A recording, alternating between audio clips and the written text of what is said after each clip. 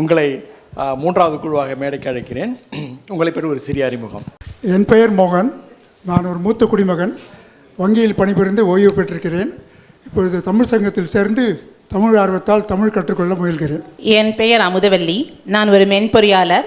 வலைத்தளங்களில் தமிழோடு விளையாடி கொண்டிருந்த என்னை மகாகவி பாரதி தமிழ்ச் சங்கம் அடுத்த கட்டங்களுக்கு அழைத்து செல்வதில் மிக்க மகிழ்ச்சி. என் பெயர் அர்ஃபா. நான் 4ஆம் வகுப்பு ஸ்ரீ சைத்தன்யா ஃபியூச்சர் பத்தேஸ் பள்ளியில் படிக்கிறேன். எத்தனை வருஷமா தமிழ் தெரியும்? 5 வருஷமா. 5 வருஷமா. ஸ்கூலில் வந்து தமிழ் உண்டா? உண்டா? உண்டு. உண்டு. நன்றி. என் பேர் சுல்தானா. நான் இல்லத்தரசியாக இருக்கேன். தமிழ் உறவுகளோடு இணைய இந்த தமிழ்ச்சங்கத்தில் உறுப்பினராகி எல்லா நிகழ்ச்சியிலுமே ஈடுபட்டு இருக்கேன். மிக மிக அருமை. என் பேர் அர்மான். நான் 6ஆம் வகுப்பு ஸ்ரீ சைத்தன்யா ஃபியூச்சர் பாத்வேஸ் பள்ளியில் படிக்கிறேன். தமிழ் தமிழ் பிடிக்கும். தமிழ் பிடிக்கும். தமிழ் பாடம் உண்டா? உண்டு. உனக்கா உன் தங்கைக்கு யாருக்கு தமிழ் நன்றாக வரும்? எனக்கு. அவங்கள்ட்ட கேட்கணும். இப்போ உனக்கா அண்ணனுக்கா? எனக்கு. உனக்கு. இவர்கள் 2 பேருக்கும் தனியாக ஒரு போட்டி வைக்கலாம். மிக அருமை. இப்பொழுது உங்கள் கேள்விகளுக்கு போகலாம். இது கொஞ்சம் உங்கள் வாழ்க்கையை பற்றிய ஒரு கேள்வி, பாரதியை பற்றிய கேள்வி மட்டுமல்ல.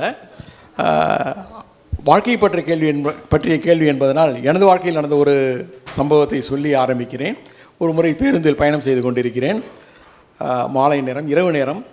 எனது இருக்கையில், அப்போது எனக்கு 30 வயது இருக்கும், எனது இருக்கையில் எனக்கு அருகில் ஒரு 65-70 வயது உள்ள முதியவர் ஒருவர் அமர்ந்து கொண்டிருந்தார். மெல்லிய குரலில் தனக்குள்ளே ஒரு பாடிக்கொள்கிறார். என்ன பாடல் என்று கவனித்து கேட்கும். எந்த பாடல் என்று கவனித்து கேட்கிறேன். சோதனை மேல் சோதனை போதுமாடா சாமி என்ற பாடலை பாடுகிறார். அதை கேட்டவுடனே அது பாடும்போதே அவர் கண்களில் மெதுவாக கண்ணீர் வழிகிறது. அதை பார்த்தோன்னா எனக்கு வருத்தமாக இருந்தது. அவருக்கு என்ன துயரமோ அந்த துயரத்தை இந்த பாடல் வழியாக கடத்துகிறார். அதே போல் மயக்கமா கலக்கமா என்ற கண்ணதாசனின் பாடலை நிறைய பேர் தங்கள் வாழ்க்கையை மாற்றிய பாடல், நம்பிக்கையை கொடுத்த பாடல் என்று சொல்லியிருக்கார். வாலி உள்பட. வாலி ஒரு முறை சொன்னார், நான் தற்கொலை செய்து கொள்ளும் நிலையில் இருந்தவனை மாற்றிய பாடல் என்று. அதுபோல் பாரதியின் பாடல் உங்கள் சொந்த வாழ்க்கையில் ஏற்படுத்திய மாற்றங்கள் ஏற்படுத்திய பாடல் எது, ஏன்? உங்கள் சொந்த வாழ்க்கையின் அனுபவங்களோடு சேர்த்து சொல்லுங்கள். எங்கள் வீட்டில் நாங்கள் உருது தான் பேசுவோம். அதனால் நான் ஸ்கூல் போகிற வரைக்கும் நான் தமிழ் கேட்டதும் இல்லை, பேசினதும் இல்லை. நான் ஸ்கூல் போக ஆரம்பிக்கும் போது தான் தமிழ் கற்றுக்கவே ஆரம்பித்தேன்.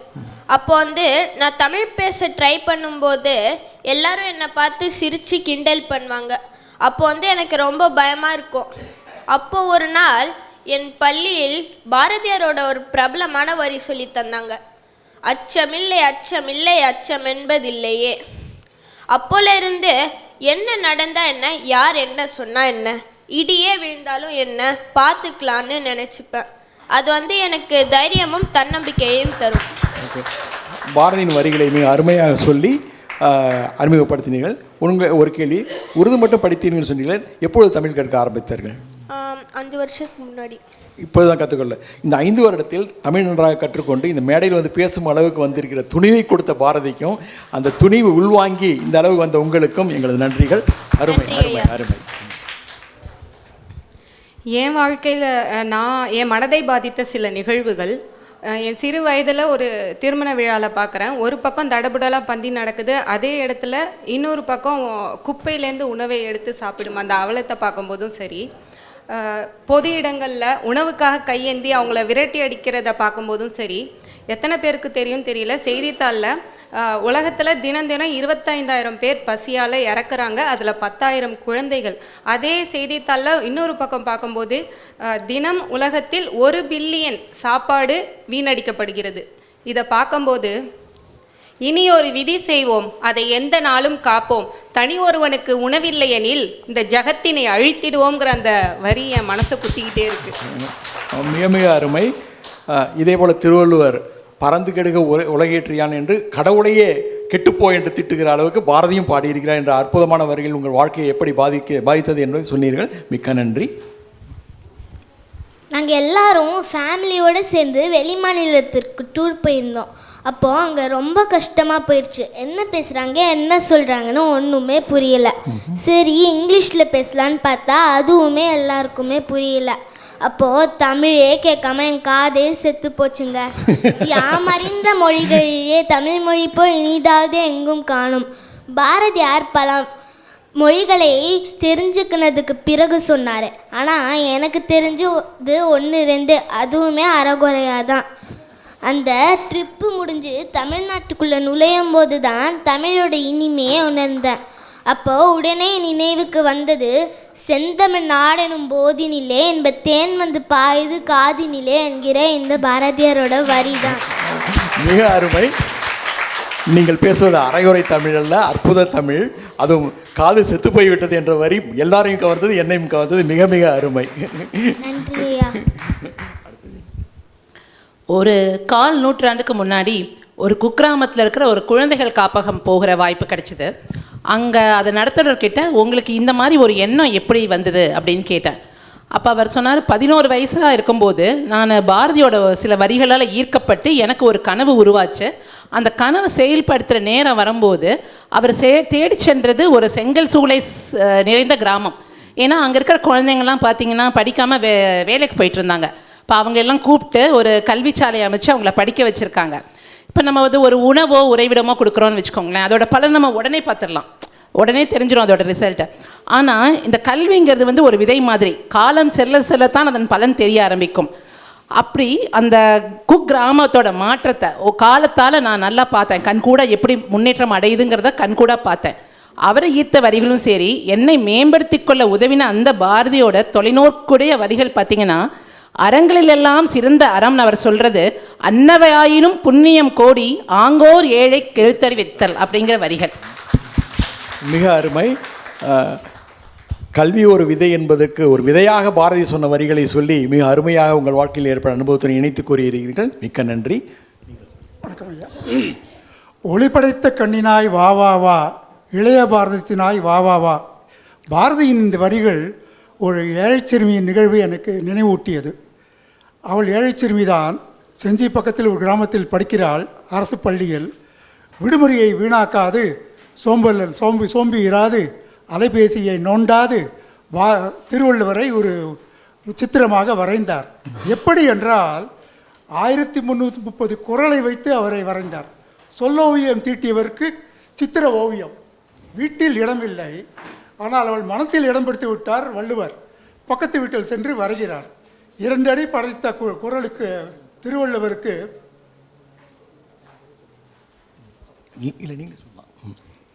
2 அடி படைத்த திருவள்ளுவருக்கு பறந்துபட்ட ஓவியம். அவள் சுட்டுமிழி சுடராய் ஒரு கனவு காண்கிறாள். விழித்து கொண்டே அவள் மருத்துவம் படித்து அந்த கிராமத்தில் சேவை செய்ய வேண்டுமாம். ஒளிப்படைத்த கண்ணினாய் இளைய பாரதத்தின் நம்பிக்கை நட்சத்திரமாய் அந்த சிறுமி இருந்தது என்னை கவர்ந்தது.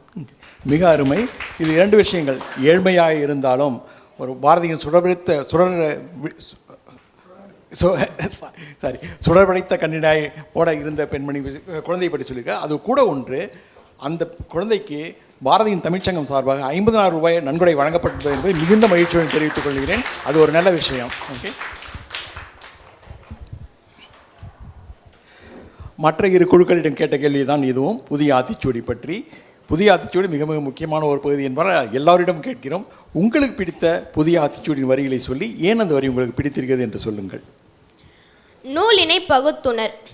இப்போது digital book, video book, audio புக்குன்னு நிறைய புக்கு படிக்கிறோம். படிக்கிறது நல்ல விஷயம்தான். அதுக்குன்னு இவ்வளோ வசதி இருக்கிறதும் ரொம்ப நல்ல விஷயம்தான். ஆனால் rich in 1 month, weight loss in 1 weekனு இப்படி மிஸ்கைட் பண்ணுற மாதிரி புக்கெலாம் படித்து நீங்கள் நம்பினீங்கன்னா உங்கள் உயிருக்கு தாங்க ஆபத்து. அடுத்து ட்ரெண்டிங் ஏஐ. வீட்டில் ஒன்றும் சொல்ல மாட்டாங்க, கேட்கவும் மாட்டாங்க. ஆனால் ஏஐ கிட்ட மட்டும் எல்லாம் சொல்லுவாங்க, எல்லாம் கேட்பாங்க. ஏஐ மேலே அவ்வளோ நம்பிக்கை. ஏஐக்கு நம்மள மாதிரி பகுத்தறிவுலாம் இல்லைங்க. அது ஜஸ்ட் ஒரு மிஷின். இப்போது புத்தகம் படித்து அதில் இருக்கிற உண்மை போய் ஆராய்ந்ததுக்கப்புறம் தான் அதில் இருக்கிற தகவலை நம்ம எடுத்துக்கணும். நிறைய புத்தகம், நூல்கள் படிக்கிறதை விட உண்மையான நூல் படிக்கிறதே ரொம்ப முக்கியம். மிக அருமை. பாரதி காலத்தில் ஏஐ கிடையாது, ஃபேக் நியூஸ் கிடையாது. அவர் சொன்ன அந்த வரிகளை இந்த காலத்து தொழில்நுட்பத்தோடு இணைத்து அவை எப்படி இப்போவும் பொருந்துகின்றன என்பதை மிக அழகாக சொன்னீர்கள். மிக்க நன்றி. நன்றி. அடுத்தது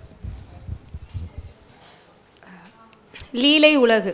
லீலைனா விளையாட்டு, பக்தர்களுக்கு தெய்வ லீலை, காதலர்களுக்கு மன்மத லீலை. இப்போ தண்ணி எடுத்துக்கோங்களேன், நிலத்தடி நீர், கார்மேகம், மழை, ஆறு, கடல். அதே கடல் சுனாமி ஆணுச்சுன்னா அங்கே இருந்தவங்க இருந்தாங்க, ஆனால் இல்லை. எல்லாமே இந்த உலகமே ஒரு நாடகம், எதுவுமே உண்மை இல்லை, எல்லாமே ஒரு மாயை, எதுவுமே நிலை இல்லை. இதை புரிஞ்சுக்கிட்டா நமக்கு நம்ம வாழ்க்கை அமைதியாகவும் நிம்மதியாகவும் இருக்கும். மிக அருமையாக பாரதியின் வேதாந்த கருத்துக்களை சொன்னீர்கள். எனக்கு ஒரு கேள்வி எழுகிறது. பாரதி இன்னொரு இடத்தில் நிற்பதுவே நடப்பதுவே என்ற பாடலில் இவையெல்லாம் மாயை அல்ல, காட்சி பிழை அல்ல என்ற பொருளில் பாடியிருக்கிறார். இதுவும் அதுவும் முரணாக இருக்கின்றது. உங்கள் கருத்து என்ன? அது முரணாக தெரியவில்லை ஐயா. ஏனென்றால் அவர் கடைசியில் என்ன சொல்லியிருப்பார்னா அந்த பாட்டில், நம்ம கண்ணால் காண்பது எல்லாம் உண்மைன்னு நாம் நம்புகிறோம், கண்ணுக்கு தெரியாததெல்லாம் பொய்ன்னு நினைக்கிறோம். பாரதி பார்க்குறது எல்லாமே சக்தியாக நினைச்சார். கண்ணுக்கு தெரியாத மெய்யை தேடுங்கள். நம்பிக்கை இருக்கவங்களுக்கு அது கடவுள், இல்லாதவங்களுக்கு அது இயற்கையின் லீலை, அறிவியல், அந்த மாதிரி. அருமையான பதில், மிக்க நன்றி. நன்றி. நீ சொல்லுமா. விதையினை தெரிந்திடு, விளையும் பயிர் முளையிலே தெரியும்னு சொல்லுவாங்க. அப்போது நல்ல விதையை தேர்ந்தெடுத்தாதான் முளையும் நல்லா இருக்கும், பயிரும் தரமாக சிறப்பாக இருக்கும். அதே போல தான் நம்ம எண்ணங்களும், எதை விதைக்கிறோமோ அது பொறுத்து தான் நம்ம வாழ்க்கையும். நல்ல எண்ணங்களை விதைத்தால் நம்ம வாழ்க்கையும் நல்லா இருக்கும். மிக அருமை. பாரதி சொன்ன ஒரு நல்ல விதைக்கு நீயே ஒரு உதாரணமாக இருக்கிறாய். மிக அருமை.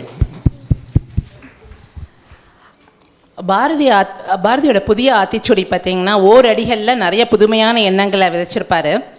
எதை விடுப்பது எதை எடுப்பது என்று திணறி நான் எடுத்து வந்திருப்பது புதியன விரும்பு என்பதை. காலத்தோடு பார்த்தீங்கன்னா மாற்றம் ஒன்றே தான் மாறாதது. பழையன கழிதலும் புதியன புகுதலும் வலுவல்ல. ஆனால் புதுமைன்னு எதை சொல்லுவோம்?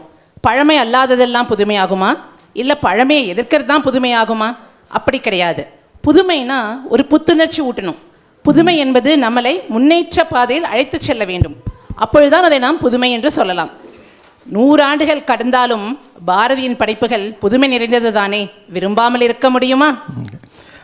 புதுமைக்கு ஒரு புதுமையான விளக்கம் சொல்லி பாரதி அந்த காலத்துக்கு மட்டும் புதுமை கவிஞர் அல்ல, இந்த காலத்துக்கும் பொருந்திய ஒரு புதுமை கவிஞர் என்பதை அழகாக சொன்னீர்கள். மிக்க நன்றி.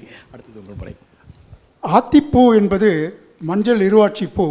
அந்த ஆத்திப்பூ சூடிய தலைவனை முன்னிலை வைத்து ஔவையார் ஆத்திச்சூடி ஏற்றினார். அறத்தையும் நல்லொழுக்கத்தையும் போதித்தார். பாரதி புதிய ஆத்திச்சூடியில் வீரத்தையும் முற்போக்கு சிந்தனைகளையும் புகுத்தினார். எனக்கு பிடித்த மொழி வவுதல் நீக்கு. வவுதல் என்றால் அபகரித்தல். இது காலத்துக்கு ஏற்ற பழமொழி. ஆத்திச்சூடியில் ஔவையாரின் அவ்வும் பாரதியின் கடைசி ஆத்திச்சூடியில் ஒவ்வும் வருவது எனக்கு மிகவும் பொருத்தமாகப்பட்டது. இது காலத்துக்கு ஏற்ற பழமொழி என்று ஏன் கூறினேன் என்றால், புராண காலத்தில் பிறன்மனை கவர்ந்த அசுரன் ஒரு கதையை படித்திருக்கிறோம். இப்பொழுது நாம் பள்ளிக்கரணிலேயே சதுப்பு நிலங்கள் ஆக்கிரமிக்கப்படுகின்றன. எனவே இது தொடர்ந்து தொட்டு நடக்கும் கதை பேராசையினால். எனவே இந்த வவுதல் நீக்கு என்பது மிக பொருத்தமான பழமொழி. வள்ளுவரும் அக்காமை அழியாத செல்வம் வெக்காமை, அதாவது பிறர் பொருள் மீது அபகரித்தல் எல்லாமே வேண்டும் என்கிறார். அவ்வொன்றாவையும் அக்கண்ணாவையும் சேர்த்த பெருமை எனக்கு. இன்று நீர்நிலைகளில் சதுப்பு நிலங்கள் யாவற்றிலும் இந்த பழமொழியை எழுதி விளக்கத்தோடு வைக்க வேண்டியது கடமை என்று நினைக்கிறேன். மிக அருமை. அகாமை, வெக்காமை, வவ்வுதல் போன்ற புதிய சொற்களை எங்களுக்கு அறிமுகப்படுத்தி அவற்றை அருமையாக விளக்கி பாரதியை பற்றி உங்கள் கருத்துக்களை சொன்னீர்கள். மிக்க நன்றி. மிக அருமை. இப்பொழுது அடுத்த கேள்விக்கு வருவோம். பாரதி இருந்து கிட்டத்தட்ட 100 வருடங்களை தாண்டிவிட்டோம். 4 தலைமுறைகள். பாரதி வாழ்ந்த அந்த தலைமுறை பாரதி அதிகமாக கண்டு கொள்ளவில்லை. ஆனால் அதற்கு பிறகு அடுத்த தலைமுறை பாரதியை மிக நன்றாக எடுத்து சென்றது. அதற்கு அடுத்த தலைமுறை பாரதி பற்றி தெரிந்துள்ளது திரைப்படங்கள் மூலமாக இருக்கலாம், எப்படியோ தெரிந்திருந்தது. இப்போதுள்ள இளைஞர் தலைமுறைக்கு பாரதி எந்த அளவுக்கு தெரிந்திருக்கிறார், தமிழ் மீது எந்த அளவுக்கு ஆர்வம் இருக்கிறது என்பதே ஒரு கேள்விக்குறி. காரணம், தலைவர் சொன்னது போல் இங்கே நிறைய பேர் இளைஞர்கள் வருவதில்லை. ஓகே, அதுவே வருத்தத்தக்கூட விஷயம். ஆனால் அந்த கேள்வி இந்த கால இளைஞர்கள், என்னுடைய கேள்வி இந்த கால இளைஞர்கள் பற்றி இல்லை. அடுத்த தலைமுறை குழந்தைகளுக்கு நாம் பாரதியை எந்த அளவுக்கு கடத்தி சென்றுள்ளோம், சென்றுள்ளோமா இல்லையா என்பதை பற்றி உங்கள் பதில் என்ன? ஓடி விளையாடு பாப்பா, நீ ஓய்ந்திருக்கலாகாதுன்னு சொன்ன பாரதிய எந்த குழந்தைக்கு தான் தெரியாதுங்க. ஸ்கூல் பாட புத்தகத்தில் மட்டுமா படிக்கிறோம்? ஸ்கூல் ஃபேன்சி ட்ரெஸ் காம்படிஷன், பேச்சு போட்டி, பாட்டு போட்டி, சினிமா பாட்டு, சினிமா பஞ்ச் டைலாக்னு என்ன இருந்தாலும் பாரதியார் தாங்க ஃபஸ்ட்டு. என்னோட மரபு கவிதைகள்லாம் புரிய வைக்க என்னுடைய ஆசிரியர் இல்லைன்னா எங்களோட அம்மாவோட உதவி தேவைப்படும். ஆனால் பாரதியார் கொண்டு வந்த எளிமையான தமிழும் புது கவிதையும் என்ன மாதிரி குழந்தைகளுக்கு ஈஸியாக புரியும். இல்லைனா கூவிலம் கருவிலம்னு என் இளம் பருவம் போயிருக்கும். மிக அருமை. எங்கெங்கு காணினும் சக்தியடா என்பது போல எங்கெங்கு காணும் பாரதி, எங்கெங்கு காணினும் பாரதியடா. பேச்சு போட்டியில் பாரதி, கவிதை போட்டியில் பாரதி, மாற்று உடை போட்டியில் பாரதி என்று எங்கெங்கும் எங்களுக்கு அறிமுகமாக இருக்கிறாய் என்ற நம்பிக்கையை எங்களுக்கு விதைக்கின்றாய். மிக்க நன்று, அருமை. ஐயா, இப்படி ஒரு கேள்வியே நீங்கள் கேட்க முடியாது. ஏன்னா இங்கே கூட ஒரு குழந்தை சொன்ன நெறியாளர் என்ற முறையில் எதுவும் கேட்கலாம். அதுக்கு சொல்கிறேன் ஐயா. ஒரு சின்ன குழந்தைகிட்ட கேட்டால் கூட பாரதியோட பேர் தெரியலனா கூட அந்த படத்தை காமிச்சா இவர் யாருன்னு எனக்கு தெரியும். முண்டாசு போட்டிருப்பாரு, முறுக்கு மீசை, கோட் போட்டிருப்பாருன்னு. அந்த அளவுக்கு எல்லாருமே அனைவரும் அறிந்தவர் தான் பாரதி. ஆனால் அவருடைய ஏதாவது ஒரு போட்டினா உடனே அவருடைய கவிதைகளோ இல்லை அவருடைய வீர வரிகளையோ சொல்லி பரிசு வாங்கிட்டு போயிடலாம். ஆனால் அவருடைய கருத்துகள் எந்த அளவுக்கு போய் சேர்ந்துருக்குன்னு கேட்டால் அது ஒரு கேள்விக்குறி தான் இந்த காலத்தில். பாரதி இந்த மாதிரி ஒரு எதிர்கால சிந்தனை நோக்கு உள்ள ஒரு கவிஞருடைய சிந்தனை இந்த தலைமுறைக்கும் அடுத்த தலைமுறைக்கும் கடத்த வேண்டிய கடமைகள் நமக்கு இருக்குது. அவருடைய பல கனவுகள் நிறைவேறி இருக்கலாம். ஆனால் இன்னும் அவருடைய பல கனவுகள் இந்த குழந்தைகளோட கண்களில் காண கடத்த வேண்டிய கடமை நமக்கு இருக்கு ஐயா. மிக மிக அருமை. பாரதியை பற்றி தெரிந்திருக்கலாம், பாரதி பாடல்களை கேட்டிருக்கலாம், பாடியிருக்கலாம். ஆனால் கருத்துக்கள் எந்த அளவுக்கு மக்கள் மனதில், குழந்தைகள் மனதில் ஆழமாக சென்றுள்ளன, அவற்றின் அர்த்தம் புரிந்து அவள் வாழ்க்கையை அமைத்துக் கொள்கிறாரா என்ற கவலை உங்கள் கேள்வியில் தொக்கி நிற்கிறது. இது மிகவும் முக்கியமான ஒரு விஷயம். இதை பற்றி சொன்னதுக்கு மிக மிக நன்றி. யாருக்கு தான் தெரியாது பாரதிய? பெரியவங்களுக்கு மட்டுமில்லை, என்ன மாதிரி குழந்தைகளுக்கும் தெரியும் முண்டாசு கவிய. நானும் எல்லார போல பாட புத்தகத்தில் தான் பாரதியை பற்றி சில விஷயங்கள் தெரிஞ்சுக்கிட்டேன். ஒரு ஸ்டாண்டர்டில் கூட பாரதியாரோட பாட்டு பாடாமல் இருந்ததே கிடையாது. சின்னஞ்சிறு குருவி போலே நீ திரிந்து பறந்து வா பாப்பான்னு பாப்பா பாட்டு பாடியிருக்காரு.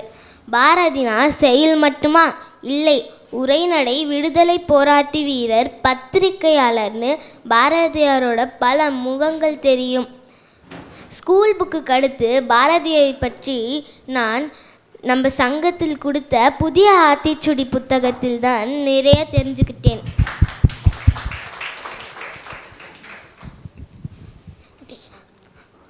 சொல்லுமா.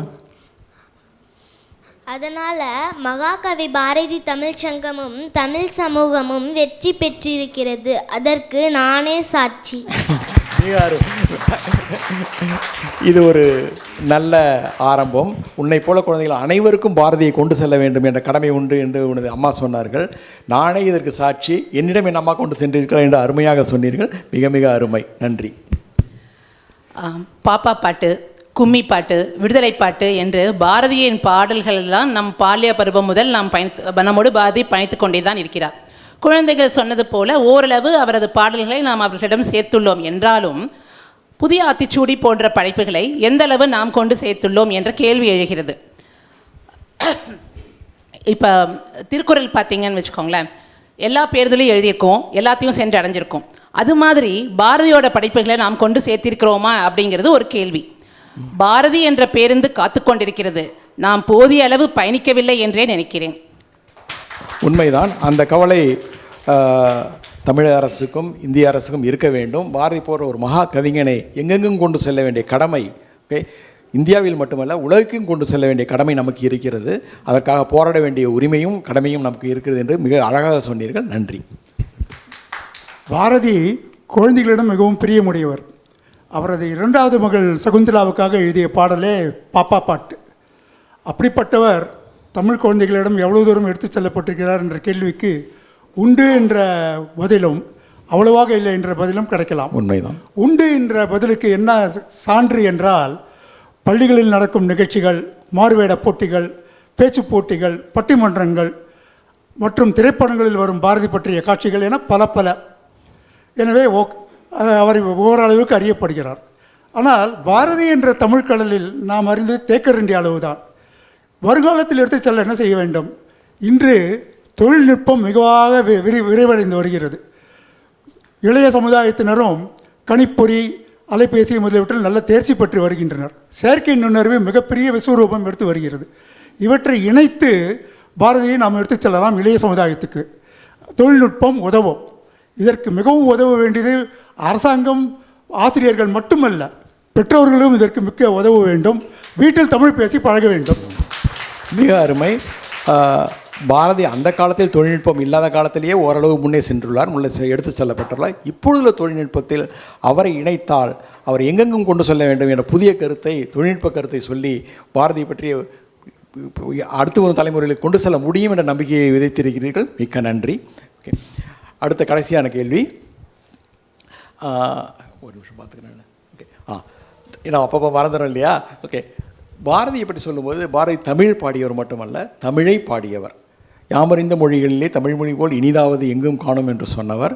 காரணம், அவருக்கு தமிழ் மட்டுமல்ல, தமிழ், ஆங்கிலம், வடமொழி, இந்தி, பிரெஞ்சு, தெலுங்கு பல மொழிகள் தெரியும். அதனால் யாமறிந்த மொழிகளிலே தமிழ் மொழி போல் இனிதாவது எங்கும் காணும் என்று பாடக்கூடிய உரிமை அவருக்கு இருந்தது. அதே போல் கம்பனை போல் இளங்கோவை போல் வள்ளுவனை போல் பூமிதனில் யாங்கனுமே பிறந்ததில்லை என்று புலவர்களை பாடுகிறார். நிறைய பேர் சொல்லுவார்கள் தமிழுக்கு கதி என்று கம்பனையும் திருவள்ளுவன்னு சொல்லுவார்கள். அவர்களோடு இளங்கோவையும் சேர்த்து கொண்டார் பாரதி.